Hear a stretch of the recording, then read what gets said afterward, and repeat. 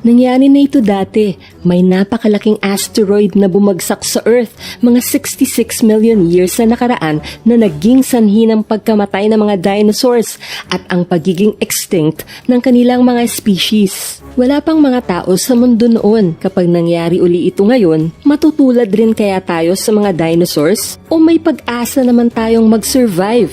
Ang asteroid na ito ay pinangalan ng Chicxulub asteroid dahil ang sentro ng crater na nilikha nito pagtama sa Earth ay natagpuan sa mga bayan ng Chicxulub Puerto at Chicxulub Pueblo sa Yucatan Peninsula sa Mexico. Sa Gulf of Mexico tumama ang asteroid kaya bahagi ng crater ay nasa ilalim ng tubig ng Gulf of Mexico at may bahagi ring nasa ilalim ng kalupaan ng Yucatan Peninsula. Mga 200 kilometers ang lawak at mga 20 kilometers ang lalim ng crater. Sa ngayon ay hindi na ito makikita dahil sa milyon-milyong taong nagdaan, natabunan na ito ng kilo-kilometrong kapal ng limestone sediment o mga bato at mineral na naipon dito. Kaya nahirapan ang mga scientists na hanapin ito. Ito kasi sana ang magpapatunay sa teoryang asteroid nga ang sanhi ng katapusan ng mga dinosaurs. Kinailangan nilang maging detective para masundan ang trail ng mga ebidensya at matukoy ang crater.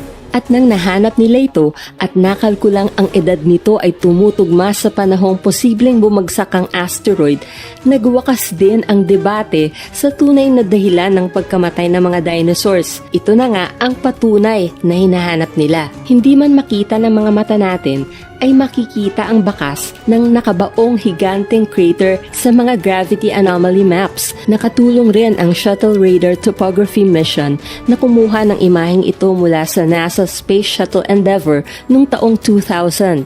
Ang ganito kalaking crater at ang laki ng pinsalang idinulot ng pagbagsak ng asteroid ay nangangahulugan lang na ang asteroid ay malaki at napakabilis ng dating nito. Ayon sa mga pag-aaral, ang Chicxulub asteroid ay mga 12 kilometers ang diameter at may bilis na mahigit 25 kilometers per second nang bumagsak ito sa Earth. Mga kasing laki ito ng Mount Everest at ang bigat ay daan-daan bilyong tonelada. Sa pagtama nito sa Earth, ang energy na nilikha nito ay katumbas ng mga 100 milyong nuclear bombs na sabay-sabay na sumabog. Sa napakalakas na impact, nagkaroon agad ng malalaking tsunami at laganap na sunog sa mga kagubatan na biglaang kumitil sa maraming buhay. Mga nadurog na piraso ng asteroid, mga alikabok, particles, sulfur at sandamukal na abo ang kumalat sa buong planeta at umakyat sa atmosphere. Napuno ng makapal na maitim na ulap ang kalangitan at naharangan nito ang sinag ng araw. Nabalot ng kadiliman ang Earth na mga ilang taon o dekada. Dahil dito, lumamig ang planeta at tumigil ang photosynthesis. Namatay ang mga halaman, ang mga kumakain ng halaman, at pati ang mga kumakain ng hayop na kumakain ng halaman. Ang food chain, ang buong ecosystem ay gumuho at mga 75% ng mga nabubuhay ay hindi na nag-survive. Bukod sa biglaang pagkamatay ng karamihan dahil sa lakas ng impact ng asteroid, nagpatuloy pa ang pagkamatay ng ibang nakaligtas dahil sa pagbabago ng klima o climate change na nagpahirap sa buhay sa Earth. Para sa ating mga nabubuhay ngayon, ang pinakamalaking pangyayari kung saan isang asteroid ang nakapasok sa atmosphere ng Earth ay ang nangyari sa Chelyabinsk, Russia noong February 15, 2013. Naabutan at nasaksihan natin ang pangyayaring ito at dahil sa makabagong teknolohiya, madali itong nakuhanan ng video ng mga dashboard camera sa mga sasakyan, mga smartphones at tablets. Available pa ang mga videos na ito sa internet kaya madali lang nating mapapanood kahit kailan natin gusto. Isang asteroid na mga 20 meters ang lawak na may bilis na mga 19 kilometers per second ang sumabog pagkapasok nito sa atmosphere mga 30 kilometers sa ibabaw ng lupa ng Chelyabinsk, Russia. Ang energy na nilikha nito ay mga 30 beses na mas malakas sa atomic bomb na ibinagsak sa Hiroshima, Japan noong World War II. Hindi man tumama sa lupa, ang pagsabog ay nakalikha ng shockwaves na gumiba ng mga buildings, bumasag ng mga salamin at mahigit 1,000 katao ang nasugatan. Alam nyo bang walang warning na inilabas ang mga scientists tungkol sa Chelyabinsk asteroid?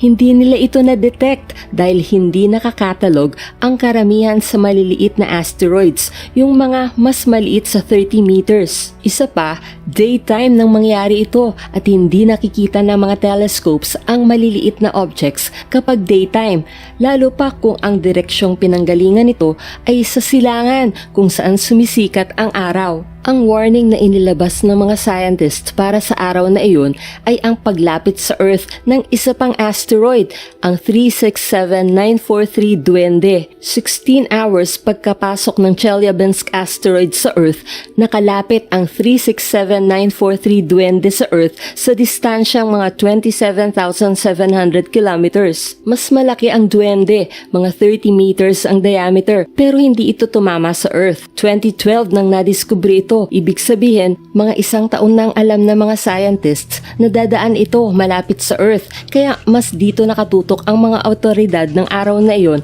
at hindi sa Chelyabinsk asteroid. Pagkatapos ng nangyari sa Chelyabinsk, mas pinag-igi ang paghahanap sa mga near-Earth objects. 2016, nang opisyal na itinatag ng NASA ang Planetary Defense Coordination Office o PDCO. Ang misyon nito ay ang hanapin, ilista, idokumento at i-monitor ang lahat ng mga near-Earth objects gaya ng mga kometa at asteroid na pwedeng tumama sa Earth. Kasama rin sa misyon ng PDCO ang tumulong sa paghahanda sa posibleng pagtama ng mga asteroid o kometa at gumawa ng hakbang para mapigilan o mailihis ito sakaling ma-detect ang isang potensyal na banta. Isa sa mga pagsisikap na ginagawa ng PDCO ay ang Double Asteroid Redirection Test o DART. Katuwang dito ng NASA at PDCO ang Johns Hopkins University Applied Physics Laboratory na siyang nagdevelop at namumuno ng misyon. Ang DART ay isang demonstration ng asteroid deflection o paglihis sa asteroid sa pamamagitan ng kinetic impactor technology. Mahalaga ang test na ito sa space bago aktwal na gamitin kapag kinakailangan. Ipapakita ng misyon na ang technology na ito ay pwedeng baguhin ang bilis at ilihis ang direksyon ng mga delikadong asteroids na posibleng tumama sa Earth. Noong November 24, 2021, inihatid ng SpaceX Falcon 9 rocket ang DART spacecraft sa orbit.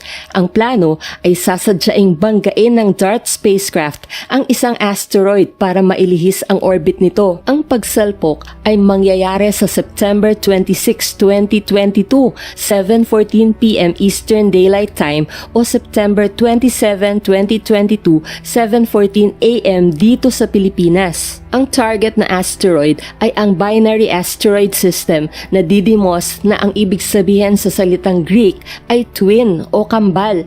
Binary, ibig sabihin ito ay binubuo ng dalawang asteroids kaya mayroong salitang double sa pangalan ng DART mission.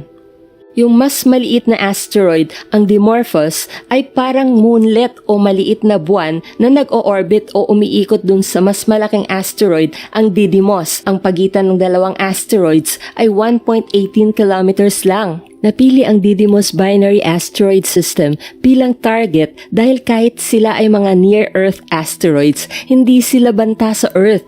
Hindi mangyayari na babangga sila sa Earth. Yung mas malaking asteroid, ang Didymos, ay may diameter na 780 meters. Yung mas maliit, ang Dimorphos, ay may diameter na 160 meters.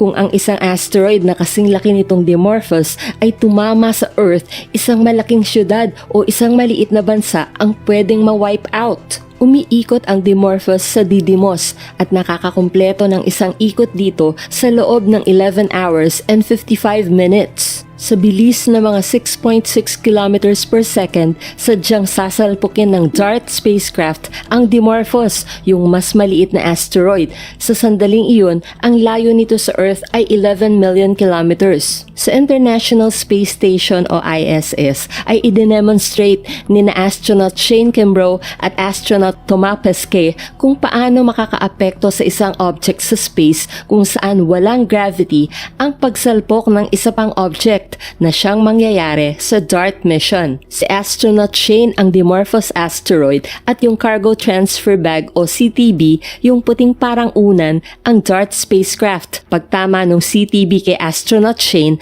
nakikita nating naiba at bumilis ang galaw niya. Gusto ko rin banggitin na yung solar array na ginagamit para sa kuryente ng ISS ay kapareho ng technology na ginagamit ng DART mission. Tinatawag itong IROSA o ISS Rollout Solar Array. Pinili talaga ang petsang September 2022 dahil ito ang panahong pinakamalapit sa Earth ang Didymos system. Kaya pinakamainam ito para maobserbahan ng mga telescope sa Earth at makita ang epekto ng impact. Ang layunin ng misyon ay madetermina kung gaano maiiba ang bilis ng ikot ng Dimorphos sa Didymos pagkatapos ng pagsalpok dito ng DART spacecraft. Nakadisenyo ang DART na mailapit ang orbit ng Dimorphos sa Didymos. Makikita ng mga researchers ang binary asteroid ng malapitan sa pamamagitan ng mga imaheng ipapadala ng instrumentong nasa DART spacecraft, ang DRACO o Didymos Reconnaissance and Asteroid Camera for Optical Navigation. Sa mga huling minuto bago sumalpok ang DART sa Dimorphos, isang imahe kada segundo ang ipapadala ng DRACO sa Earth, kaya masusukat ng DART team ang eksaktong laki at hugis ng Dimorphos para matukoy ang eksaktong pagsasalpukan nito. Pagkatapos ng salpukan, syempre pati ang DRACO ay kasama ring sumalpok, pero may backup ang DART team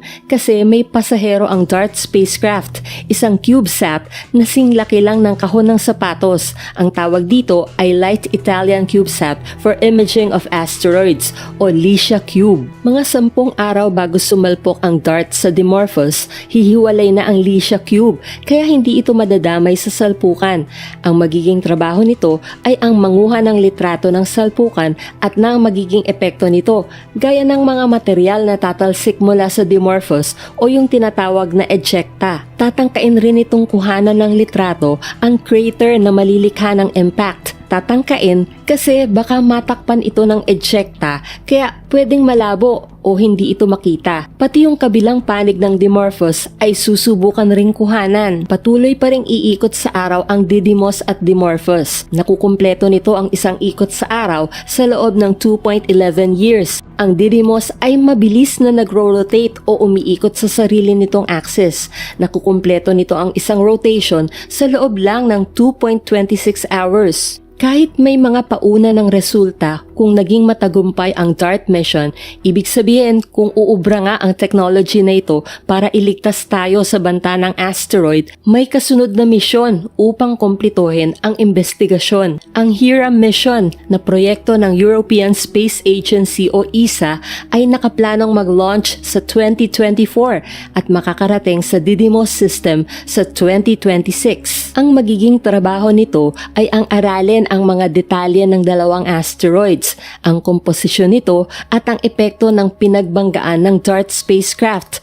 Sa panahong iyon, yung mga alikabok o ejecta ay bumaba na o nagsettle na at malinaw nang makikita ang crater. May pasahero rin ang Hera, 2 CubeSats, ang Juventas at Apex na tutulong mag-analisa sa mga asteroids. Mas lalapit ang dalawang ito sa mga asteroids kaysa sa Hera spacecraft at tatangkain pa nitong mag-landing sa Dimorphos sa pagtatapos ng misyon. Ang DART at Hera ay parehong mag-aambag sa paghahanap ng paraan upang masiguro ang kaligtasan ng sangkatauhan sakaling may banta na gaya ng asteroid na tumapos sa species ng mga dinosaurs. Hindi tayo matutulad sa kanila dahil ang kaalaman at siyensya ay nasa panig natin. Sana'y nagustuhan ninyo ang video, Infomates, and if you did, please don't forget to like, comment, and subscribe. You can also show your support by clicking the thanks button below. Thank you so much, Julie, Wisconsin, Cesaria Ventusa, Gonzaga Mario, Travel with Christian, and Black Whites for your super thanks. Before you leave, do check out these videos baka hindi nyo pa napanood. Ingat kayo lagi, Infomates. God bless!